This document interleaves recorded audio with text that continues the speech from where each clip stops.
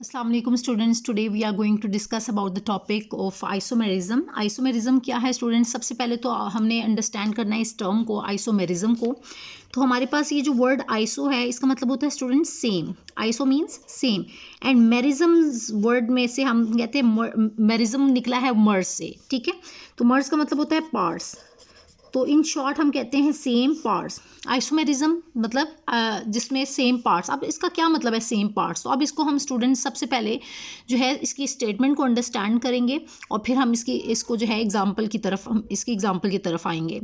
तो हम स्टेटमेंट को डिस्कस कर लेते हैं। तो हम कहते हैं कि 2 or more compounds having the same molecular formula but different structural formulas are said to be isomers and the phenomena is called as isomerism।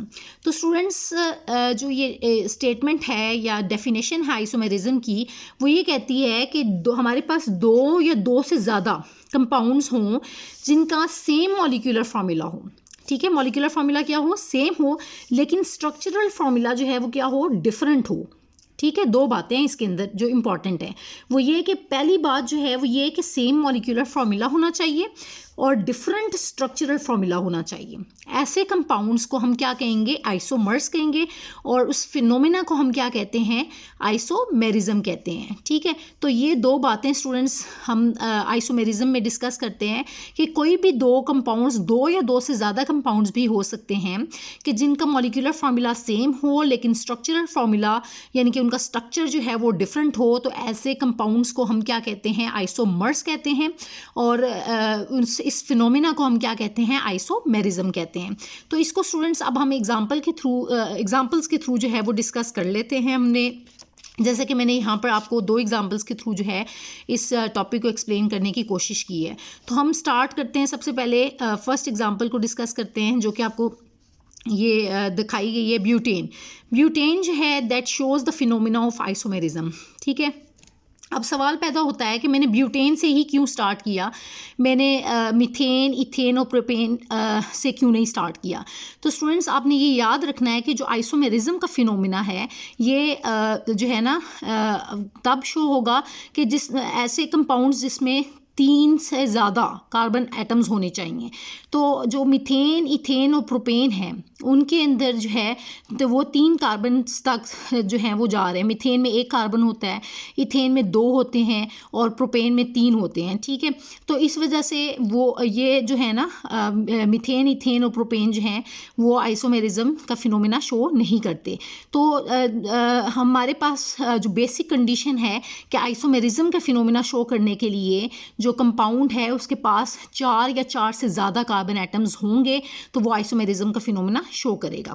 तो हमने इसीलिए मैंने स्टार्ट किया ब्यूटेन से। तो ब्यूटेन जो है वो उसमें आप देखें तो वो उसके 2 आइसोमर्स हैं, ठीक है। मतलब 2 आइसोमर्स कैसे कि एक मैंने यहाँ पर शो किया है एन ब्यूटेन और इसका जो सेकंड है आइसोमर वो क्या है? आइसोब्यूटेन इस हम कह रहे हैं। अब आप देख सकते हैं कि ये दोनों जो हैं हम इनको आइसोमर्स क्यों कह रहे हैं? आइसोमर्स इसलिए कह रहे हैं क्योंकि they have same molecular formula. अब हम देख लेते हैं कैसे हम कह रहे हैं कि जी इनका सेम मॉलिक्यूलर फार्मूला है। तो आप देखें अगर तो ये कार्बन इसके अंदर ब्यूटेन कहते हैं जिसमें 4 कार्बन हों। तो ये फर्स्ट कार्बन है, ये सेकेंड, थर्ड एंड फोर्थ। मैं ऊपर मेंशन भी कर देती हूँ 1, 2, 3 एंड 4। ये 4 इसके अंदर कार्बन है, ठीक है। इन शॉर्ट में ये लिख देती हूँ सी।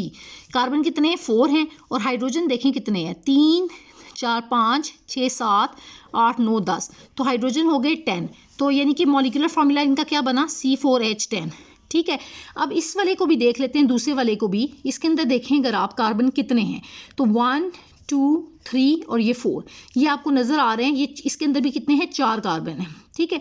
तो इस वाले में भी 4 कार्बन है, इसमें भी 4 कार्बन हैं। तो दोनों में आपने देखा कार्बन 4 है।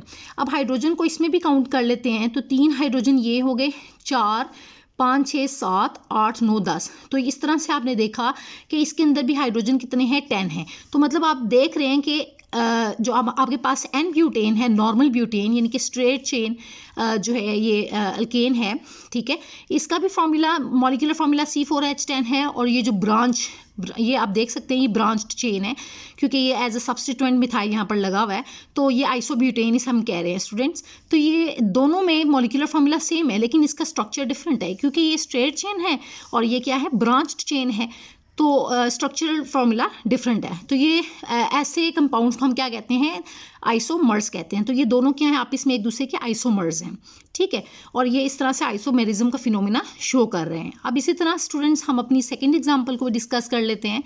ब्यूटेन के बाद हमारे पास आ जाती है पेंटेन, ठीक है। अब पेंटेन को अगर हम देखें तो स्टूडेंट्स इसके जो हैं वो 3 जो हैं आइसोमर्स हैं। 3 आइसोमर्स कैसे कि आप देख सकते हैं यहाँ पर मेंशन किया हुआ है, एन का मतलब होता है नॉर्मल, ठीक है।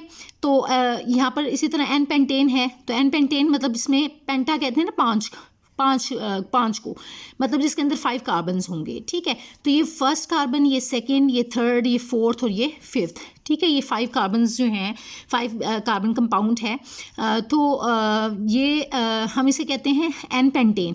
और इसमें आप हाइड्रोजन देख लें तो वो काउंट भी कर लेते हैं हम, C5 है और H कितने हैं, 3 4 5 6 7 8 9 10 11 12, ठीक है।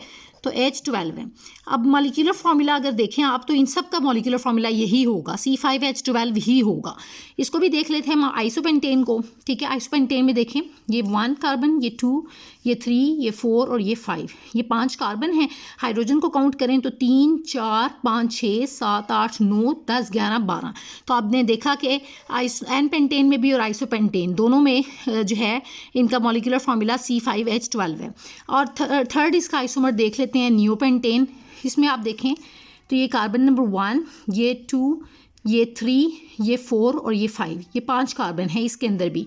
तो ये C5 और H12 होंगे, मतलब हाइड्रोजन 12 होंगे। कैसे, 3 3 6 3 9 और 3 ये 12। तो इसका भी मॉलिक्यूलर फार्मूला क्या है, C5H12।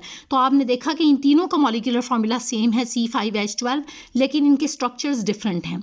आप देख रहे हैं कि ये नॉर्मल स्ट्रेट चेन अल्केन है, इसको हम एन पेंटेन कह रहे हैं। ये सेकेंड पोजिशन पर लगा हुआ है, हम इसको कहते हैं आइसोपेंटेन। और ये जो कार्बन सेंटर में हो और उसके चारों तरफ जो है ये मिथाइल ग्रुप लगा हुआ है, इसको हम कहते हैं नियोपेंटेन।